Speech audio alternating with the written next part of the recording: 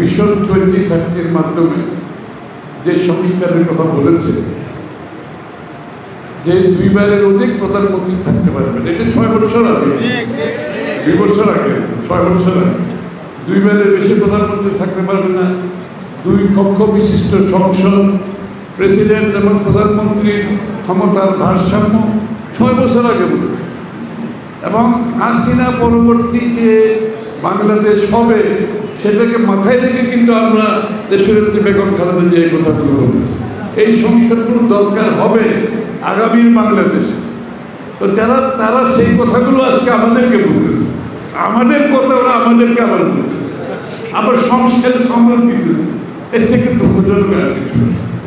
এটা হলো সংস্কারের ব্যাপার। আরেকটা শুনতেছি আমি ইদানিং যে মুজিববাদ জিয়াবাদ। এবার জিয়াবাদ আপনারা কোনোদিন বলেছেন কেউ? আমি তো কোনোদিন জিয়াবাদ বলিনি। মানে এই আবিষ্কার কে করল? যে বিএনপি যে জিনিসটা আবিষ্কার করতে পারে না, যারা বিএনপির বিরোধিতা করছে তারা জিয়াবাদ আবিষ্কার করে দেবে।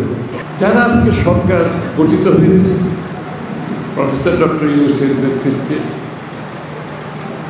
আমরা সমস্ত জাতি, সমস্ত রাজনৈতিক দল, বাংলাদেশের সকল মহলের সমর্থনে কিন্তু এই সরকার গঠিত হয়েছে। তাহলে তাদেরকে মাথায় রাখতে হবে, তাদের আচরণের কথাবার্তায়, যে আমরা সকলে মিলে সকলের সমর্থনে এই সরকার গঠিত করেছি এবং এই সরকারকে আমরা সমর্থন দিয়ে যাব। কারণ এই সরকারের মাধ্যমে এটা একটা ইন্টেরিয়াম গভর্নমেন্ট, মাথায় রাখতে হবে, অন্তর্বর্তীকালীন সরকার। এই সরকারের